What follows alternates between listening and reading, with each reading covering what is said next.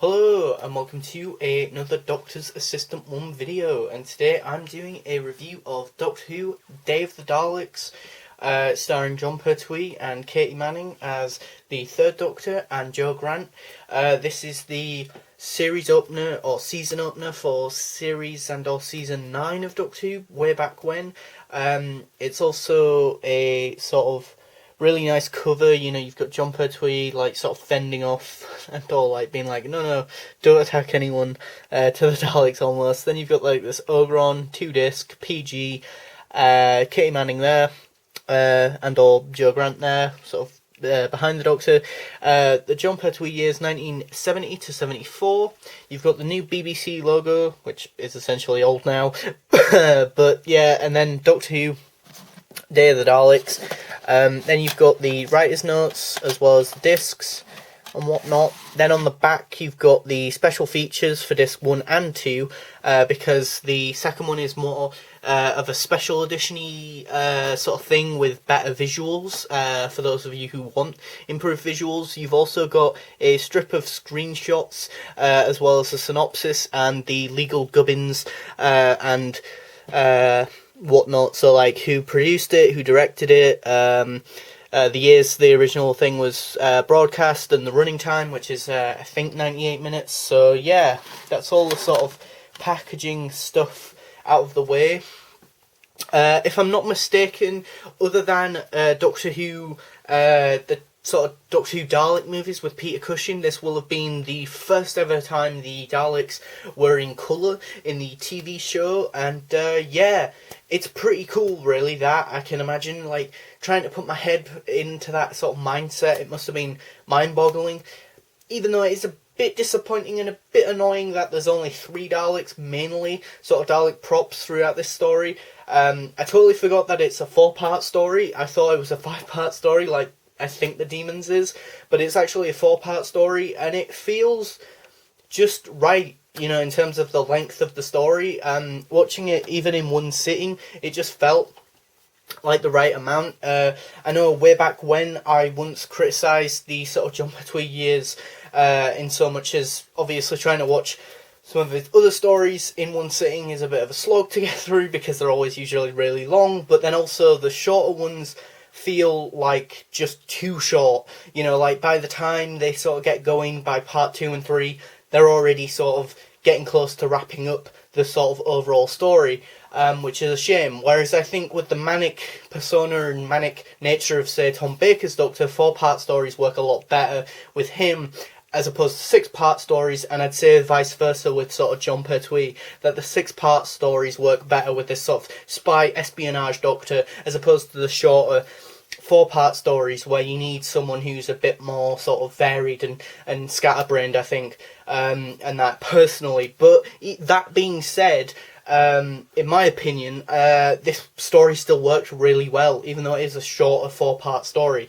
It's the first Dalek story in the Jon Pertwee years as well, so not only was it the first time that maybe a whole generation of people who may have only started watching Doctor Who with the Third Doctor, or maybe the tail end of Patrick Troughton, or midway through Pat Troughton, or whatever, or, as I say, maybe just never had seen Daleks before because they'd only seen them, or seen up to, or from Spearhead from Space through to now, and or Day of the Daleks, then yeah, you would be like mind blown.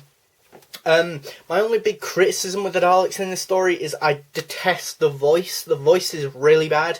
And that, I wonder if in the other disc, because I watched the original disc, I wonder if in that one they change up the Dalek voice at all.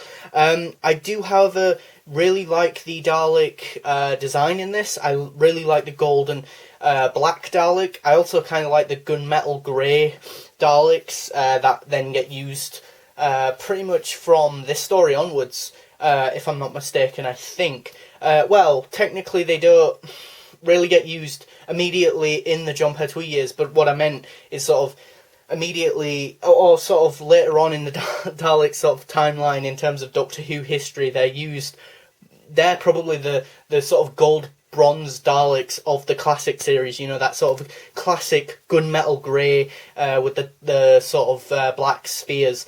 They're like the iconic classic Dalek design, really. And I think it's because they look the most like sort of a battle tank, The Brigadier's really good in this story. It's a unit sort of story. It feels very sort of timey-wimey. It feels very Stephen Moffat-esque, this story, in a good way.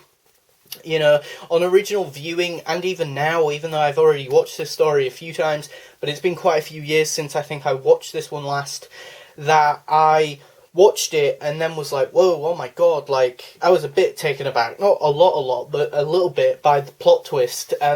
I remember originally when I watched this, I was very much like, holy shit, that's such a cool plot twist and such a cool idea.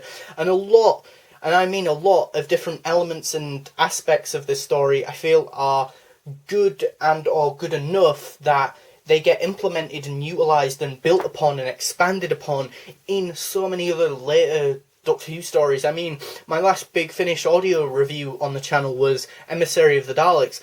Feels very much like sort of Day of the Daleks with the Sixth Doctor, and I mean that in the nicest way possible, because again, there are very similar aspects, again, just sort of expanded upon or shown through a different lens, or for lack of a better term, through a different eye stalk, maybe even. The Third Doctor is, as always, really sort of stern, solid, sort of action hero, karate chopping or using Anushi Aikido, being like, hi! At every turn, or not every turn, but every other turn even, which I really like. I really love, John Pertwee's costume in this. It doesn't feel like a costume, that's what I love. I love it when the Doctor is wearing something that just doesn't feel like a costume, and that's why I think, for me personally, some costumes are better than others, because, again, some of them just don't feel like costumes, Again, I don't know what it is, but if it's any TV show, I think I like it when characters wear stuff that I would picture that person actually picking, if that makes sense. Like the line is blurred that it's almost like, you're almost like, that isn't a costume, that's just what that character would wear instinctively. And I think that's nailed. They nailed that sort of aspect of this episode and or this sort of element of the story and whatnot. I don't know if John Pertwee wears the sort of red velvety jacket and the 1970s sort of frilly shirt again, or that sort of variation and or that variation of that costume again. As for Dalek stories in the John Pertwee years, this is a really sort of strong starting point for Dalek stories in the John Pertwee years, because although he didn't like them as an actor, what is kind of odd is that, you get 3 Dalek stories in the Third Doctor era in 5 years, as opposed to Tom Baker's era where you get 2 in 7 years. Which I'm not complaining about, it's kind of funny how, the main actor in the John Pertwee years, being John Pertwee, didn't like the Daleks, yet he had more Dalek stories. Go figure. I'd definitely say this is a stronger episode, in my opinion, to say Death to the Daleks, personally. Even though, oddly enough, companion-wise, I would definitely say I prefer Sarah Jane and that, but there are different elements that I like here more. Oddly enough, I don't find Katie Manning too unbearable and sort of in-my-face, screechy and that, and she's decent. She's actually good in this story. She's not groundbreaking or all. I mean, we get to see quite a few shots of her knickers, which is 10 out of 10 for that, I guess. That's a joke there. But yeah, that's kind of funny. But yeah, why they didn't edit that out is beyond me, but maybe they didn't have the time. Who knows? But the music's pretty decent as well, not too ear-piercing for me personally. The Ogrons are in this. This is their debut story, and I don't think, if I'm not mistaken, they ever reoccur in the classic series, properly. I know they're in Dimensions in Time, and they're in some bits and pieces of, BBV, is it? Sort of stuff, presumably. But in official Doctor Who on TV, this is their only outing, really. And even then, it's only because there's technically a constraint with the Daleks, in so much as there's only the 3 Dalek props, I think, or a handful of Dalek props, maybe 5 at most. Of the grey ones, and then the sort of Supreme one, or I presume it's the Supreme one, being the golden and black Dalek. But yeah, oddly enough, being a Dalek story, the death count is quite low, which I have mixed feelings about. I mean, there are other stories where we get a lot more Daleks killing a lot more people, so, you know, in the classic series especially, so I can let that one go, or I can let that one slide, I guess. This one being, you know, sort of maybe a peaceful mission for the Daleks, or more peaceful than usual. There's an element of this, as I said before, that gets used in another Dalek story, or a lot of things get used in different Dalek stories, like the slavery sort of thing in Destiny of the Daleks. That gets shown here. Again, it feels very timey-wimey, which, again, I'm surprised that Moffat didn't write a story like this, because it feels very Stephen Moffat-esque, you know. You know, and again, the plot twist with the guerrilla soldiers, they're really cool and kind of interesting. They kind of, almost in my head, always seem to mirror Unit, like, almost.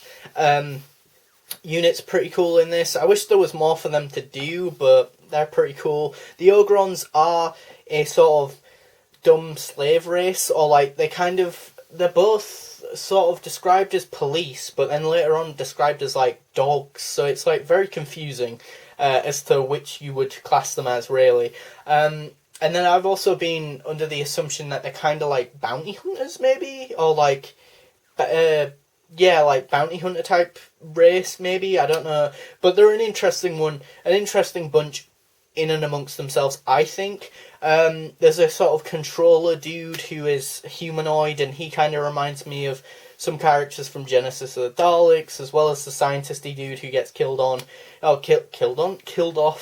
fairly early on, and you know, there's just some really good world building. One thing I will say that I really don't like about this story is the fact that the title sequence gets played like audibly, but whilst the visuals have moved on from that, if that makes sense. So like you'll have and then the sort of story starts playing for the next part, but it's like, it's really choppy and it really takes me out of the episode, you know.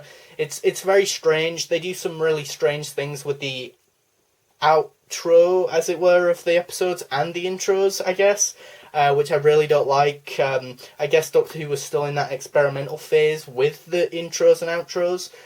You get quite a bit of that in seasons 7 and 8, if I'm not mistaken. I could be completely wrong in saying that, but overall, I'd give Day of the Daleks an 8 out of 10.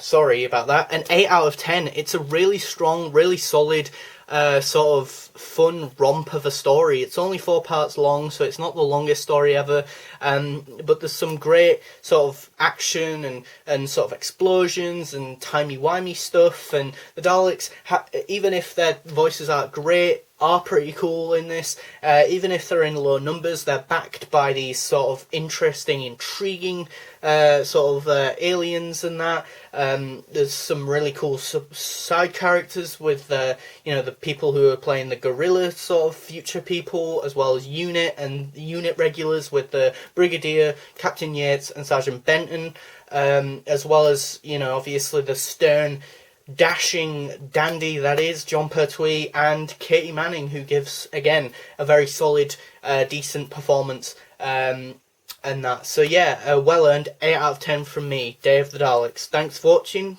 comment, rate and subscribe.